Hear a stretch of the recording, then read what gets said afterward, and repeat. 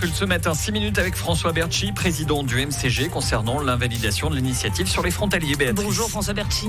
Bonjour. Merci d'être sur Radio Lac ce matin. Cette initiative, donc, elle entendait limiter l'embauche de l'emploi de frontaliers à l'État. Elle a été retoquée par le Conseil d'État au motif qu'elle est contraire à l'accord sur la libre circulation. Vous n'aviez pas réfléchi? Écoutez, nous ne sommes pas du tout d'accord avec l'interprétation du Conseil d'État. À mon sens, à notre sens, au sens du MCG, le Conseil d'État fait une interprétation ultra restrictive de l'accord de libre circulation. Parce qu'il faut savoir que l'accord de libre circulation... Je vais vous demander de vous rapprocher un peu du micro. Oui, merci. Pour bien entendre vos propos. Je vais me propos. rapprocher, voilà. L'accord de libre circulation, en fait, permet d'avoir des restrictions d'embauche à l'État. C'est indiqué très clairement. On peut le faire. Après, c'est vrai que c'est quelque chose de nouveau. Donc, je pense que le Conseil d'État n'a pas voulu qu'on entre dans cette nouveauté. Mais je pense Vous dire quoi, qu'il bluffe? Il dépasse son rôle. Il aurait dû demander au peuple de décider. Il pense mais si c'est anticonstitutionnel, on ne va pas demander au peuple. C'est pas anticonstitutionnel. C'est une lecture de la Constitution. Donc maintenant, ça va aller devant les tribunaux parce que nous ferons recours contre la décision du Conseil d'État qui est très critiquable. Moi, je pense que c'est un abus démocratique. On est quand même dans une règle en Suisse où c'est le peuple qui décide. C'est le peuple qui a le dernier mot. C'est le Conseil d'État. On voit qu'il y a une arrogance du Conseil d'État depuis cette nouvelle législature. On le voit à plusids niveaux. Là, il suffit en 5 mois. Oui, en très peu de temps, le Conseil d'État a pris la grosse tête et se croit tout puissant. C'est pas du tout la logique de notre système. On n'est pas dans une république bananière, dans un système en fait où il y a un dictateur, un tyran ou une bande de dictateurs qui s'amusent à faire la loi et à dire ce qu'ils pensent. Là, on est tombé là-dedans, on est tombé bien bas avec ce nouveau Conseil d'État. Je pense que vous parlez également d'un autre sujet dont on ne va pas évoquer, on n'a pas trop le temps. Mais tout de même, on a compris que ça allait prendre du temps. C'est donc bien un effet d'annonce, cette idée que vous portez? Non, du tout. C'est un progrès notable. Mais si ça prend très très très longtemps, ça ne changera pas grand-chose. Non, ça prendra le temps qu'il faut pour faire en sorte que nos institutions fonctionnent bien. Parce que des institutions doivent d'abord être portées par des éléments logiques. Il faut qu'il y ait une crédibilité. L'État doit avoir une crédibilité. Pour avoir une crédibilité, il doit être fondé également sur des valeurs qui sont la domiciliation et la nationalité. Presque tous les États ont ces valeurs-là, tous les États. Alors après que nous soyons ouverts au niveau du marché de l'emploi, c'est un autre problème, c'est une autre logique que nous ne contestons pas. La chose que nous contestons, c'est que l'État de Genève ne puisse pas faire ce qu'il veut en termes d'engagement.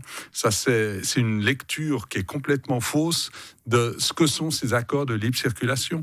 Et nous allons le rappeler au Conseil d'État, nous ferons ce que nous devons faire, nous sommes déterminés pour ne pas laisser le Conseil d'État actuel faire tout et n'importe quoi. Et on entend à votre voix que vous êtes déterminés. Autre sujet brûlant, le financement des P+R en France. Alors le Grand Conseil souhaite que Genève finance ces fameux P+R retoqués par le peuple en 2014. Pas trop la cote, les positions du MCG en ce moment. Non, mais écoutez, nous avons l'habitude d'aller contre vent et marée. Je vous rappelle qu'il y a 10 ans... Contre les frontaliers surtout. Non, on n'est pas contre les frontaliers. On veut que la politique régionale se fasse d'une autre manière. Et pour ces P+R, on est d'accord qu'on veut faciliter la mobilité de tous. En parlant de frontaliers, il y avait ce sondage qui montrait que 4 sur 5 viennent en voiture. Il faut bien qu'ils aient une alternative pour venir justement en transport public. Oui. Mais écoutez, on verse chaque année 350 millions aux départements et aux communes proches. Qui servent pour les écoles, pour les routes Oui, même pour l'autoroute, parce qu'on finance 100 millions pour la future autoroute du Chablais. Alors ça me fait bien rigoler, excusez-moi du terme, ça me fait bien rire quand je vois les écolos qui maintenant nous disent il faut faire ça, alors qu'ils n'ont rien dit quand il y avait ce financement pour les autoroutes dans le Chablais. Non mais nous on n'est pas opposés au P+R. La seule chose qu'on a dit... Le MCG pourrait dire oui au P+R. Non, mais écoutez, nous pensons que c'est pas notre affaire. C'est à la région frontalière. Moi je verrais mal que le maire d'Annemasse nous dise vous devez faire ci, vous devez faire ça en ville de Genève.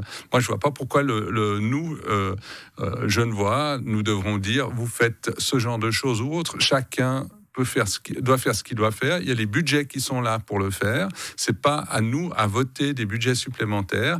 On est complètement hors sujet et je pense que c'est pas bon également pour les institutions d'agir pareillement. Mais c'est dans la même idée que la Suisse et Genève a financé une partie du Léman Express côté France. C'est la même idée. En fait, ça a été partagé de manière beaucoup plus égale parce qu'on a financé jusqu'à la frontière et le reste a été financé, je crois, par la région. C'était pas la mairie, mais je crois que c'est la région. Enfin, c'est chacun sur son territoire a financé sa part. C'était quelque chose de tout à fait équilibré. Le financement du Léman Express du CEVA, nous ne l'avons pas contesté. Nous contestions le tracé en fait du CEVA en son temps. On dirait qu'on conteste beaucoup de choses, mais bon, c'est les joies de la démocratie de pouvoir exposer des opinions, de faire des débats publics et puis ensuite de trancher. À commencer par l'emploi donc de frontaliers au sein de l'État que vous contestez. Merci beaucoup François Berchi, merci à vous. Je vous souhaite une excellente journée.